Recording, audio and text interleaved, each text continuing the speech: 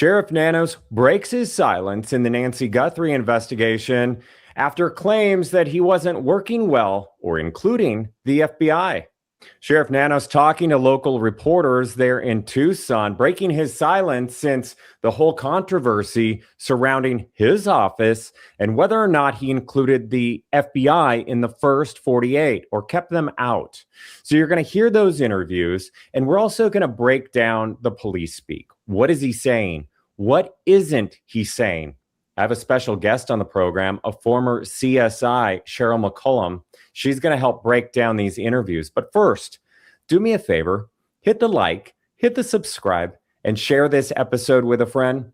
Now, the case of missing Nancy Guthrie.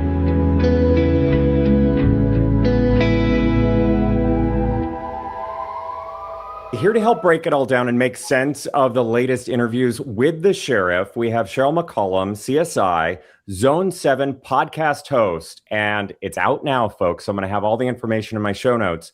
Swans Don't Swim in a Sewer. It's the latest true crime book endorsed by Nancy Grace, myself, everybody else. It's a fascinating read, but we'll talk about it at the end. First off, nice to see you, my friend. Nice to see you too. I tell you what, I love what you're doing. Well, thank you so much, and I'm looking forward to seeing you at CrimeCon. But let's talk about the Nancy Guthrie case. We've hit a sad day. It's day 100 with no information. Sadly, Nancy is still missing. We don't have much information. What's your overall thoughts where we are in the case right now?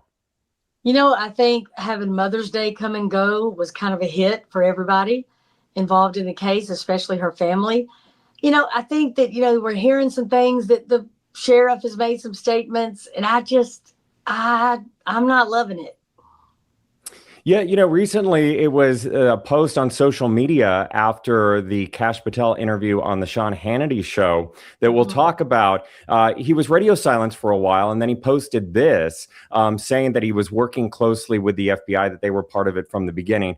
But he has since broken his silence, and I wanted to play for you some of his local news reports and then kind of help me break down the cop speak. What is he saying? What isn't he saying? And what sticks out to you? So we're going to start with the first one. And this is from K-Gun. To speak with the Pima County Sheriff Chris Nanos about where the investigation stands today. Mother's Day was not the same for Savannah Guthrie and her siblings. Sheriff Nanos says it weighs heavy on him, and his department has not stopped looking for her. Every passing second to that family probably seems like 100 days. So, yeah, there's a lot of stress there for them, but they just need to know that we're not giving up. Despite FBI Director Kash Patel's criticism on how the Sheriff's Department handled the investigation, Sheriff Nanos continues to say they work very close with their FBI partners. We're focused on solving a crime, and we have a great relationship with the FBI from day one, and actually before day one. We belong to a task force with the FBI, have for decades. As many wonder why it's taking so long to find Nancy, Sheriff Nanos wants everyone to understand why the DNA process is tedious. DNA is not just something that can identify a suspect, but it's also a tool equally as important to exonerate those that are innocent. He admits that some information is being withheld. I've got to protect that integrity of the case. It's not that the sheriff is trying to hide something or be secretive. It is about if whoever it is that did this, when we make an arrest, that individual has the right to a fair trial. Video footage is still a big key in this case. That video of the individual on the porch generated a lot of leads for us. And we're still working those leads, and we'll continue to. But we're not done. At what point do you consider it to be a cold case? When we are at all dead ends, there are no leads to follow. We've run out of all of our evidence. Sheriff Nanos says calls to the tip line have slowed down, but remains hopeful the call to break the case open will come eventually. I've just got all the confidence in the world. This case will not go cold. We will resolve it. Not going to go cold. He's going to resolve it. He's going to solve the case. So what'd you hear with, we're going to break this down, but what'd you hear with that last bit? He said a whole lot of things and said nothing. I mean, come on. I'm going to hold it close to the vest. I believe that we're one phone call away from breaking this case wide open. DNA is critical. I mean, to me, they're just almost slogans. This is what happens when a lawman becomes a politician. He literally, if you break down what he said, gave no new information, provided nothing that the general public could do to help. Again, I've been saying he could give a call to action. What do you need people to do? They're willing to do it. I mean, that's one thing I will tell you. People are so extraordinary. If you say, go look at your Ring camera, they're going to do it. Has anybody seen this orange van? They will make it their life's mission to find that van. If you say, can you share this poster of this missing child? They will do it by the millions. So by him never giving the general public a to-do list tells me a lot. That, to me, tells me where they're focusing and where they're not focusing. And I have a feeling, and I'm just going to say it, that they're just waiting on the DNA. That's all they're doing. They're in a holding pattern. They're not out there beating the bushes. They're not looking for her. They're not telling people out on horseback or ATV or country travelers, people out camping. They're not telling them how to look for her and what to do if they find something unusual. They're not. And yeah, he's not really sharing a whole lot, and he kind of went radio silent for a while. But before we get into the FBI and all of that, him talking about that, I do think that you might agree with him on the fact that you've been saying that this case is not cold since I've been talking to you about this case. Mm-hmm. It's not cold.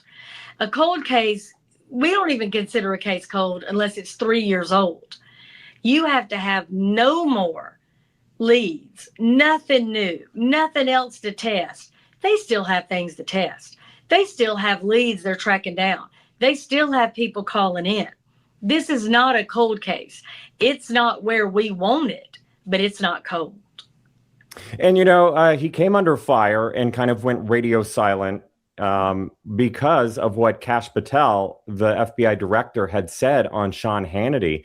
And let's play that and refresh the audience, and then we'll kind of talk about what he just said in that news interview. In the Nancy Guthrie case, I got frustrated because I knew from my sources they were trying to keep you guys out. They did. They did keep you out. And look, here's how time matters in an investigation. The first 48 hours of anyone's disappearance are the most critical. And here's how these cases works. It is a state matter. It's a state and local law enforcement matter. What we, the FBI, do is say, hey, we're here to help. What do you need? What can we do? And for 4 days, we were kept out of the investigation. And when we were finally let in, Sean, look what we did. We went in and got the Ring doorbell. And we said, hey, is anyone talking to Google? I called the leadership at Google and I said, look, we know that there was not a subscription service to capture all of the data that would have been captured had there been a subscription service. But can we go into the cache? Can we go into the data before it's deleted and see what we can find? That's why you have that image, because the FBI worked with Google to put that image out. Another thing we asked to do. You guys got that tape, which was the biggest breakthrough during that case. We could have gotten it days before. We could have also maybe gotten more data. Okay, so that's what Kash Patel said. And then it prompted that really long response that we already put on the screen, but here it is, and I'm going to read it. Sheriff Nanos responded to the scene the night of the incident, providing immediate local leadership and oversight. A member of the FBI task force was also notified and present at the scene, working alongside personnel. The FBI was promptly notified by both our department and the Guthrie family. Why the Guthrie family? While the FBI director was not on the scene, coordination with the Bureau began without delay. So now, before I get your response, let me play again that portion of the interview where he says everything is fine. Mother's Day was not the same for Savannah Guthrie and her siblings. Sheriff Nanos says it weighs heavy on him, and his department has not stopped looking for her. Every passing second to that family probably seems like 100 days. So, yeah, there's a lot of stress there for them, but they just need to know that we're not giving up. Despite FBI Director Kash Patel's criticism on how the Sheriff's Department handled the investigation, Sheriff Nanos continues to say they work very close with their FBI partners. We're focused on solving a crime, and we have a great relationship with the FBI from day one, and actually before day one. Okay, so what's going on there? What's not being said? Well, both those things can't be true. And here's the deal. You don't have to look any further than the press conferences.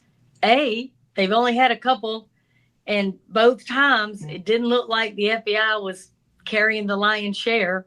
They have not been on the same stage in months and months. How many times have you seen the FBI put out a statement and then the sheriff put out a statement and they're not adding up? The sheriff says, oh, the ransom notes are true. And the FBI says, well, we haven't said that any of them are authentic. Oh, the family's been cleared. We hadn't cleared anybody. We think she's still alive. We're working this as a homicide. I mean, again, get on the same page, for heaven's sakes. It's not that hard, but there's just got to be, communication. It's got to be open. It's got to be a two-way street, but you got to let them in, because here's the reality. I can't imagine you or I having a loved one missing and at any time having local law enforcement say, we don't need the FBI. You don't need the FBI. You don't need somebody like Maureen O'Connell or Jim Clemente. You don't need them. You don't need a profiler. You don't need an evidence collection team that is rapid, quick. You don't need them. Okay. You don't need people that have some of the best training and the best equipment in the whole world. Okay, then where's my mama? Because we're 100 days in this thing, and you, Sheriff, have produced nothing. So let's stop talking about what you don't need, and let's start talking about what you do need. Number one, you need the general public. If she's located, I guarantee you it's going to be somebody that just happens upon wherever she may be. If you're telling me you don't need profilers and you don't need equipment, and hey, here's the other reality, Sheriff, you don't need any money, because the FBI's got that too. It's mind-boggling to me, and it's sad in another way, because I don't think we would be 100 days in this thing if you would let them come and really be part of the team immediately. And let me just put it this way, if I can, Matt. I mentioned Maureen O'Connell a minute ago because I've had the good fortune of working a case or two with her. Have you ever played a sport or danced with somebody or whatever it might be where that person was a professional? It's different, ain't it? It's different. For example, I played high school volleyball. The first time I went to the Olympics and saw that sport, I didn't recognize it. That ain't how we played it. So you weren't there at the Olympics as an athlete? No. They shouldn't have let me watch it. No, absolutely not. But I mean, like the spike serve, we never did that. We didn't jump 470 feet in the air. I mean, it was just a different level. So to me, anytime you can have the best in the world help you, how in the world do you not say, okay? Because here's the other thing he's doing. By leaving them out, all the criticism now becomes, well, y'all ain't doing it. Y'all ain't solving it. What does that do to the morale of his people that are very bright, very capable, have solved hundreds of homicides? You're hurting them. Now they have to go home and have friends and everybody else make fun of their boss. That's crazy to me. That shouldn't happen. And, you've been critical of the lack thereof of a proper call to action and grid search in the area. You've been boots on the ground in that area, but you've also been critical about the fact that, or questioning involvement of the family. It's really interesting that he brought up Savannah and the family when they haven't appeared side by side in any news conference either. And it was Savannah that was making reference to the latest developments that we found out about, like the doors that were allegedly open and things like that. Normally, when you have a family reach out to a kidnapper, somebody's with them right by their side. We hadn't seen that. We have not seen Savannah and her siblings share a stage with the FBI or the sheriff, much less both of them, which is what should have happened. That's what you expect to happen. Like there should have been We are one accord. We are a full court press for our mama. You haven't seen it. You've had Savannah and her siblings, then her brother, then Savannah alone. They should have a liaison that helps them navigate and choreograph this whole thing. But, there's been some missed opportunities to me to really show what law enforcement is capable of doing. And it just hasn't happened. And you know this because of all of your expertise and all the trials that you've covered and everybody you've interviewed. When there is no communication, all you're going to do is feed these conspiracies, everything, including now she's starting a new game show. Well, wonder what that's about. Oh, my Lord. This was in the works probably a year ago, y'all. It's not anything sinister. It's her doing her career. And I mean, again, the sheriff, in my opinion, is to blame for that. You can't stop talking to people. You just can't. Yeah, and with that, I will say as a broadcaster myself, I mean, that'll be something that'll be recorded. It won't be live. If she has to find out about news, if she has a breakdown, which you probably aren't aware of or seeing, it won't air because it'll be edited. And then also, it's probably a one little moment where she can actually forget about the reality of her missing mom, because it's going to be a fun experience when she's recording that. And she deserves a little bit of levity in her life when she's living this nightmare, a true nightmare. Amen. Yeah. And at what point do any of us, I mean, I have children. I would want them to get on with their life. Go on trips, go have babies, go get different experiences that are going to elevate your life. Don't sit there and worry about me every 5 minutes. I mean, that's not fair to them. As their mama, I don't want that. So I can only imagine Savannah's mama doesn't want that for them either. And if you've got this opportunity, take it. Take it. Yeah. Absolutely. Well, you're very sweet. And I'm going to air at the end of this episode what Savannah posted over Mother's Day weekend, that latest video. Actually, let me air it right now because I think that there's a clue in this that I wanted to get your take on.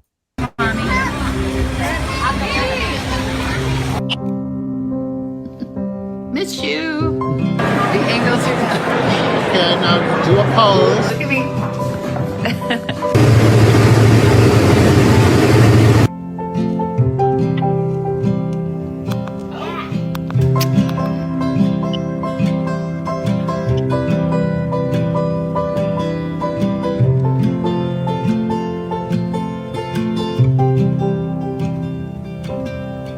Lost and weary traveler, searching for the way to go. Okay, so two things stick out. The music obviously was a selected choice. They're searching for answers. But with all of the criticism with the siblings, she made it a point to include them with photos of the mother. She has, from day one, said we are together. Basically, we're a team. We speak as one. She even said we are offering $1 million. Now, most of us know probably her sister and brother, they don't have that kind of cash laying around, but she didn't leave them out. She has not left them out at all. I think that's the right call. I think this is how they are navigating this thing. And I also think it's pertinent. The only voice that you hear is Nancy. And the only statement she makes is, miss you. I thought that was powerful. It's powerful. It's poignant. It's poetic. It's all of the above. And hopefully, someone will see it and grow a conscience in all of this and do the right thing. But getting back to the sheriff, and finally, he made reference to that video, but finally speaking out, he did another interview with another local station. So let me play that for you. And really, I want you to focus on the fact that he's addressing this case as questions about it being a cold case and why he's not releasing information according to what he's telling these local reporters. Okay. They are working hard to get this case resolved, and I think every day they get closer. Pima County Sheriff Chris Nanos refers not just to his detectives working this investigation, but the agents at the FBI as well. Day one, the FBI was involved in this case, and they continue to be involved in this case every single day. Nanos tells me they're also receiving help from DPS and a handful of labs across the country. We continue to work with our labs, whether it's on the digital end or the biological end, DNA. When it comes to DNA, Nanos tells me the labs are having to separate all of the different DNA that was found inside Guthrie's house and then work to identify who it belongs to, and that takes time. It moves at a snail's pace, I guess, for some. But for my investigative team and for me, we look at this as, no, this is doing exactly what we need it to do. Because they want to ensure they're doing it right, not only to prevent arresting the wrong person, but to ensure they are able to properly prosecute whoever was involved in Nancy Guthrie's disappearance. I believe at some point in time, we will make an arrest on this case. And whoever that individual is, that individual will have a right to a fair, impartial trial. Nanos tells me they'll also be able to take DNA found, use it to figure out information about the individual, and then hopefully connect that to the countless digital evidence they've collected and cataloged. And that's why Nanos told me he absolutely does not see this case as cold. There's way too much work to be that is ongoing with some of the physical evidence we have. And we're not going to give up on it just because it's been 100 days. When I asked Nanos if there was information they were withholding from the public. Yes, absolutely there are. But it's not done because we got to keep it secret. It's done because we got to protect our case. And while PCSD and the FBI have received tens of thousands of tips, both agencies urge you to call if you see, heard, or remember anything. We need you to call us. We know somebody out there knows what happened here. I'm glad that he's not giving up after 100 days, but break down the police speak for me. I agree with him that it's not cold. I agree that certain things need to be held close to the vest. He's right about all that. But again, when he says, some of these just slogan type statements, that's just filler. That's not telling you anything. After 100 days, he and the FBI should have absolutely had another press conference. The family should be making statements. There's no question. They're in a holding pattern. I am telling you, they're just waiting on lab results. They don't honestly think some phone call is coming tomorrow. They think the answer is in the DNA. That's how they're operating. That's how they're acting. Like, think about it. Kash Patel, he swung through there. He was there, boots on the ground. He met with him in person. He ain't been back. I mean, it's a different case. So they are waiting. It does appear to me that he has not been as inclusive as he should have been. All you got to do is watch that house. The FBI hadn't been back to it. They moved their headquarters. They moved the command center. That's pretty telling. What are you watching for next? He makes reference to the DNA. I thought we were just waiting on the rootless hair, but he's saying that there's other mixtures of DNA. I think that, we did hear about that. I'm wondering when we hear more about what the DNA was and where it was. See, that's part of the problem, Matt, because here's the thing. When he first said there's a mixture, people are going to think biological because they think a mixture, like a mixed drink. That's what they're going to think. Right. But he doesn't tell us what the DNA is, remember? So we know it's Nancy's blood, but we don't know the other.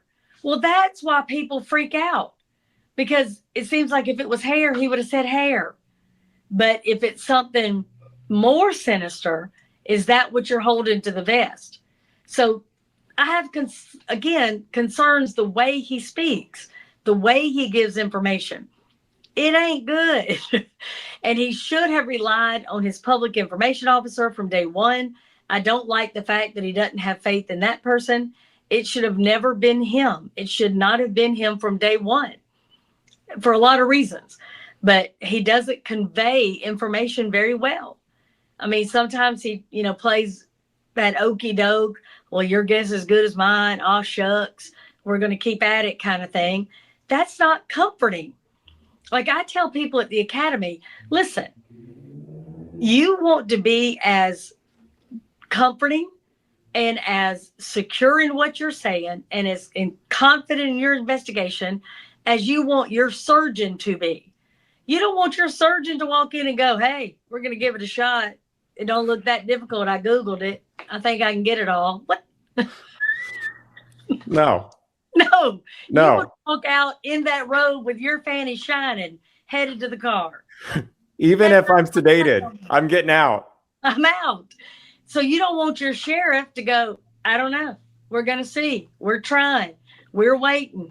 Your guess is as good as mine. I'm going to the ball game. That's not a lot of confidence in him. It's just not. So it's no surprise that he's getting all this hate and he's getting all these people calling for him to resign. What do you want them to do? You know, they want How come we haven't received the 911 call and things of that nature that would normally be released? Right. And that's another thing. The 911 call often gives us clues that maybe even they've missed. Maybe somebody will hear something.